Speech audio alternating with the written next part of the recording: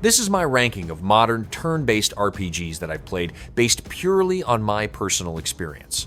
Each one is placed from masterpiece down to trash, depending on how engaging the turn-based combat feels, how well party composition and strategy matter, and how strong the story, pacing, and progression systems hold up throughout the experience. Let's get straight into the list. Metaphor ReFantazio mixes political drama, fantasy travel, and turn-based combat in a way that kept my attention through the entire journey. I liked how every town had its own problems, and the story constantly pushed me toward meeting new people, learning their struggles, and building stronger bonds with the party. The calendar system made every decision matter because wasting time could slow down my progress. Combat also stayed fresh since the archetype system let me experiment with different class combinations and powerful attacks during difficult fights. Even smaller side activities felt useful instead of feeling like filler between major story moments. The music, art direction, and strange enemy designs also gave the world a unique identity that stayed in my mind long after the ending. This easily earns a masterpiece tier spot from me. Like a Dragon, Infinite Wealth takes everything I liked about the previous game and expands it with a bigger story, stronger character moments, and far more things to do between major missions. I liked how Ichiban's personality brought energy into almost every scene, while Kiryu's side of the story added a much more emotional tone that stayed important through the later chapters. Combat also felt much smoother, because movement during battles, combo attacks, and job switching made fights feel more active and strategic. Hawaii was a great setting since it gave the series a fresh atmosphere while still keeping the strange humor and dramatic moments the franchise is known for. Even the side activities felt massive, especially Dondoko Island and Sujimon, which could easily be full games by themselves. This game easily belongs in my masterpiece tier. Final Fantasy Tactics, the Ivalice Chronicles gave me a strategy RPG experience where every battle felt important because a single mistake could completely destroy my plans. I liked how much freedom the job system offered since I could combine abilities from different classes and slowly build stronger characters over time. The political story also stayed interesting because it focused on betrayal, war, and class struggles instead of simple fantasy hero moments. Even though the game comes from an older era, the updated interface, voice acting, and quality of life changes made everything feel smoother on modern hardware. Progression also stayed rewarding because I was constantly unlocking new skills, stronger jobs, and better ways to approach difficult encounters. Few tactical RPGs kept me this invested for many hours. This game belongs in my masterpiece tier. Shin Megami Tensei V Vengeance delivers a brutal turn-based RPG experience where almost every major battle demands careful planning and smart party building. I liked how the combat constantly pushed me to study enemy weaknesses, swap demons, and think several turns ahead instead of relying on simple attacks. The new Vengeance route also made the story more interesting because the added characters felt more involved during important moments. Exploring the ruined version of Tokyo had a strange atmosphere that stayed memorable because of the dark art direction, unsettling music, and bizarre demon designs. I also enjoyed collecting and fusing stronger demons since building the right team became a huge part of surviving difficult encounters later in the game. Even with some frustrating difficulty spikes, this still earns a solid place in my excellent tier. Warhammer 40,000 Rogue Trader delivered a massive RPG adventure, where I spent a huge amount of time managing my crew, making difficult decisions, and surviving brutal tactical battles across the galaxy. I liked how the game treated me like an important ruler instead of a random hero, because it made the choices and conversations feel much bigger in scale. Combat also became really satisfying once I understood the systems, since positioning, support abilities, and team combinations could completely change difficult encounters. The writing stayed strong through most of the campaign, especially during darker story moments involving cults, betrayals, and dangerous space missions. I also enjoyed the atmosphere because the music, environments, and character designs captured the harsh Warhammer universe extremely well. The bugs and technical problems held it back at times, but it still reaches my great tier. The Legend of Heroes Trails to Azure continues the Crossbell story with a much stronger pace and bigger emotional moments that made me more attached to the special support section throughout the adventure. I liked how the political conflicts, character relationships, and major twists slowly connected together because it made the world feel larger than just one single game. Lloyd's personal journey also stood out during the later chapters, while several returning characters received much better development compared to the previous entry. Combat stayed enjoyable because the added systems like Master Quartz and Burst created more ways to build my party during difficult fights. Even though some locations and side activities started to feel repetitive after a while, the story reveals and character moments kept pushing me forward. This easily earns a respected spot in my excellent tier. Fear and Hunger 2 Termina creates an extremely disturbing survival horror RPG experience where every decision felt dangerous because a single mistake could completely ruin my progress. I liked how the combat forced me to think differently, since targeting enemy body parts, managing infections, and protecting my limbs became just as important as dealing damage. The atmosphere also stayed intense through almost the entire game because the strange enemy designs, foggy environments, and constant feeling of danger made exploration stressful in a good way. I also enjoyed how the game barely explained everything directly, which made discovering mechanics, secrets, and character stories feel rewarding over time. Resource management added even more pressure since saving, healing, and learning skills all came with heavy risks attached. Its rough presentation will not work for everyone, but this still reaches my great tier. Escape from Ever After has a charming style and some enjoyable ideas, but several parts of the experience started losing momentum as I progressed through the story. I liked the fairy tale setting and the paper-style visuals because they clearly captured the feeling of older Paper Mario games, while the soundtrack also added a lot of personality during exploration and battles. Combat stayed entertaining for a while, thanks to the timing mechanics, enemy weaknesses, and different companion abilities that changed how I approached fights. The problem was that the adventure rarely pushed its storybook concept far enough, and some chapters dragged much longer than they needed to. A few characters were fun, especially the constant arguments between Flint and Tinder, but much of the cast felt underdeveloped during important moments. In the end, this settles into my mediocre tier.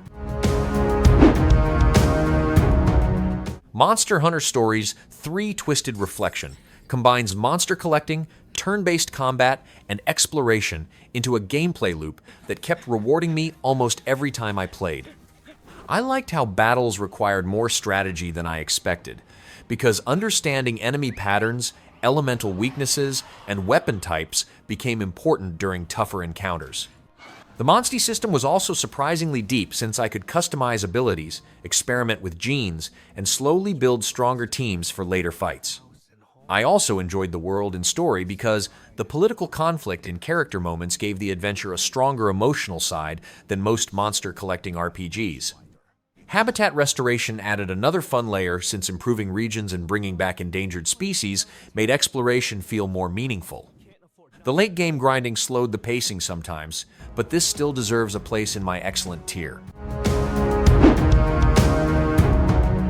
Look Outside mixes survival horror and retro RPG mechanics into a strange experience that constantly makes exploration feel tense and unpredictable. I liked how every trip outside the apartment carried real risk because resources were limited, saving was restricted, and even small mistakes could cost a huge amount of progress. The atmosphere also stayed strong through the disturbing creature designs, unsettling music, and bizarre events that kept surprising me during almost every chapter. I also enjoyed recruiting different party members since many of them had unique combat abilities that changed how battles played out. The writing was another highlight because the residents inside the apartment building felt creepy, unstable, and difficult to trust. Combat itself stayed fairly simple, and some mechanics became frustrating during longer sessions, but the experience still earns a place in my good tier.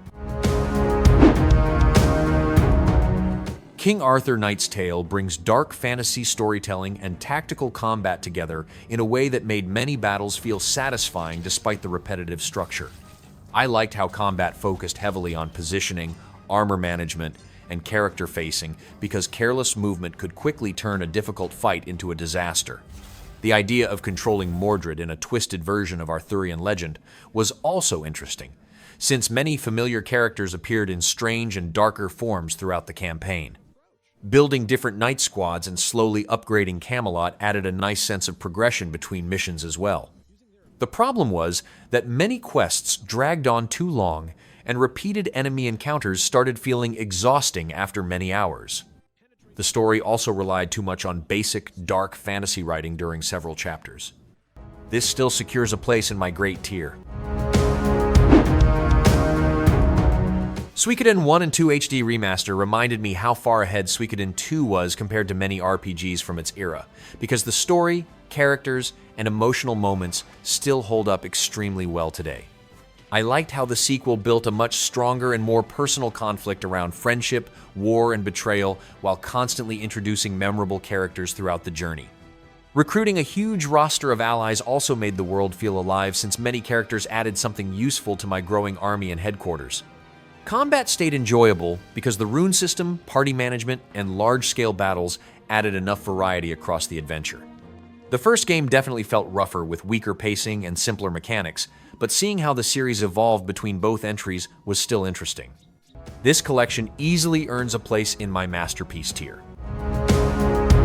This lands in my good tier. Baldur's Gate 3 delivers a massive RPG adventure where nearly every decision felt meaningful because the world constantly reacted to my choices in unexpected ways. I liked how quests rarely forced me into one solution, since conversations, exploration, stealth, and combat could all completely change how situations played out. The party members also became a huge part of the experience because their personal stories, conflicts, and relationships stayed interesting through the entire journey. Combat offered an incredible amount of freedom as well, since spells, environmental interactions, and character builds created endless ways to approach difficult fights. I also enjoyed how strange and unpredictable the world became during later chapters because the game constantly introduced bizarre creatures, locations, and story twists. Few RPGs match this level of player freedom and replay value. This easily claims a place in my masterpiece tier.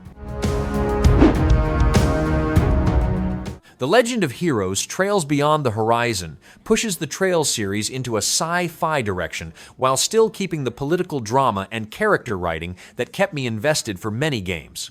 I liked how the story followed multiple protagonists, because each route revealed different parts of the conspiracy surrounding the space program and its hidden dangers.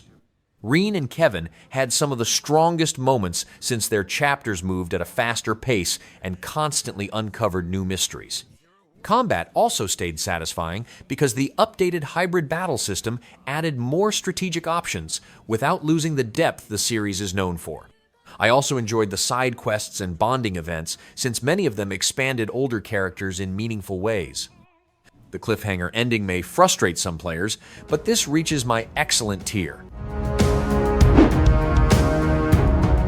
Octopath Traveler 2 takes everything that worked in the first game and improves it with stronger storytelling, better exploration, and even more satisfying turn-based combat. I liked how each protagonist had their own personality and emotional journey because it made every chapter feel different instead of repeating the same structure. The world also stayed fun to explore since hidden jobs, optional dungeons, and useful path actions constantly rewarded my curiosity. Combat remained the biggest highlight because breaking enemy defenses, managing BP, and experimenting with different job combinations made nearly every battle engaging. I also enjoyed how much better the party interactions felt this time, since the travel banter and shared story moments added more connection between the characters.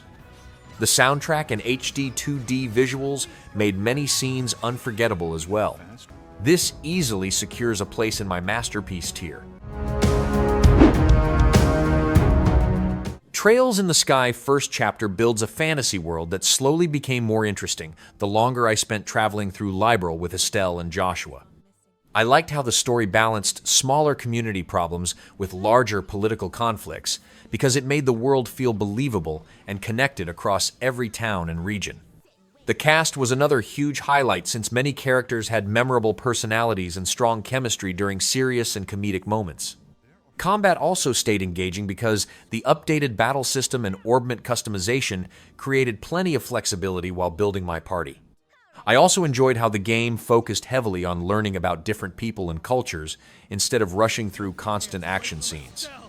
The slower pacing may not work for everyone, but the emotional moments and cliffhanger ending justified the long journey. This easily belongs in my masterpiece tier.